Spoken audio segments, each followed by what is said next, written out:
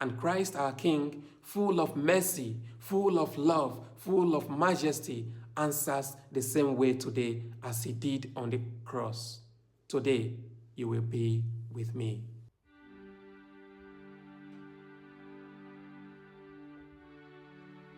Today we celebrate Christ, the universal King.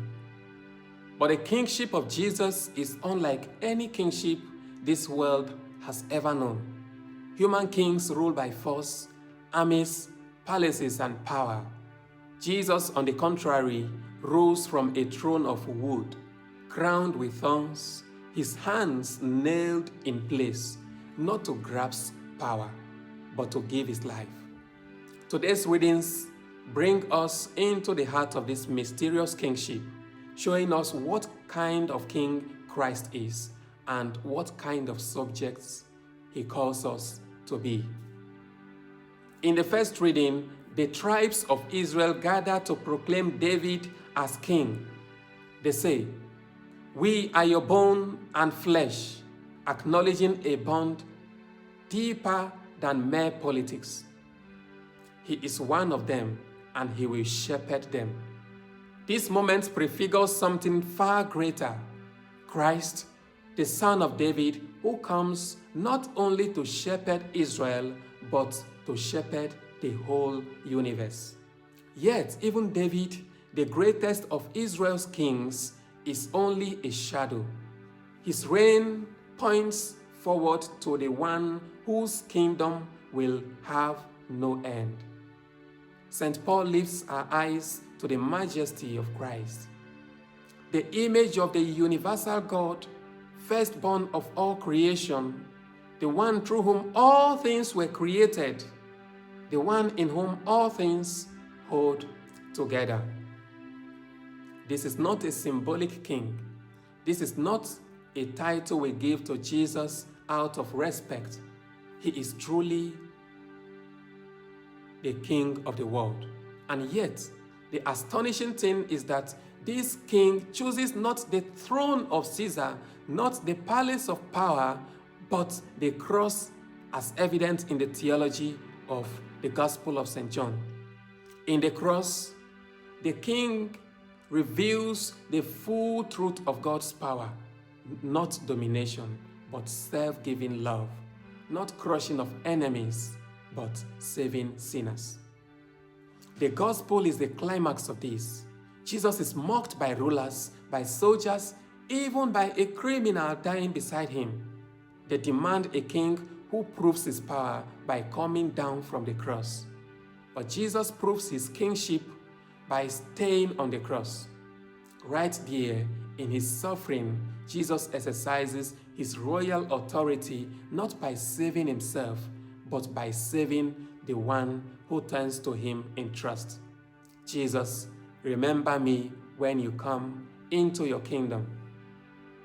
This criminal sees what no one else sees: a crucified king with a heart open wide to sinners, a king whose kingdom begins not after death, but already now, a king who responds with royal generosity and authority.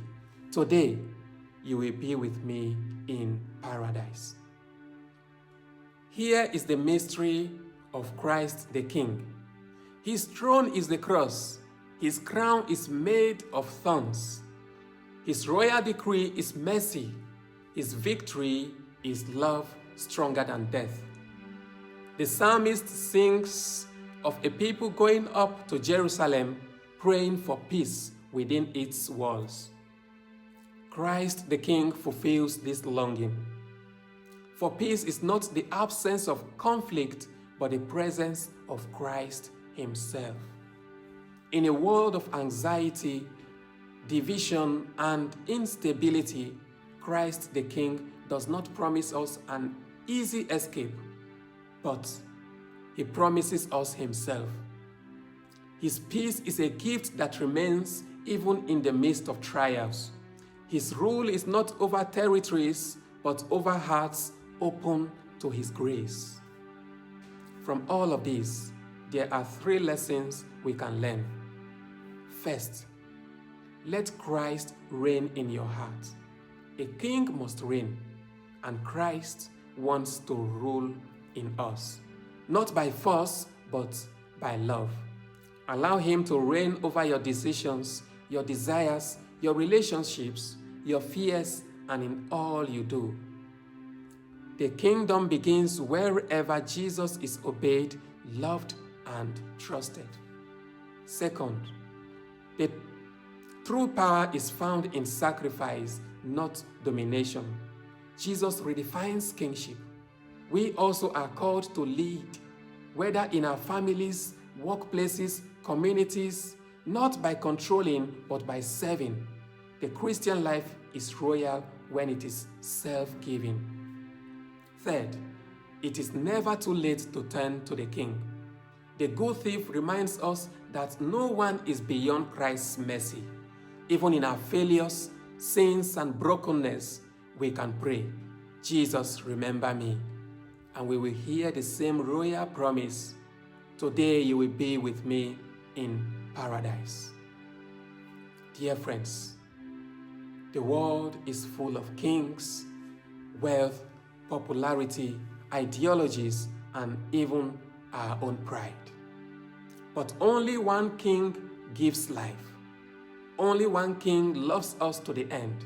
Only one king saves us. Today, let us stand with a good thief and make his prayer our own. Jesus, remember me when you come into your kingdom. And Christ our King, full of mercy, full of love, full of majesty, answers the same way today as he did on the cross.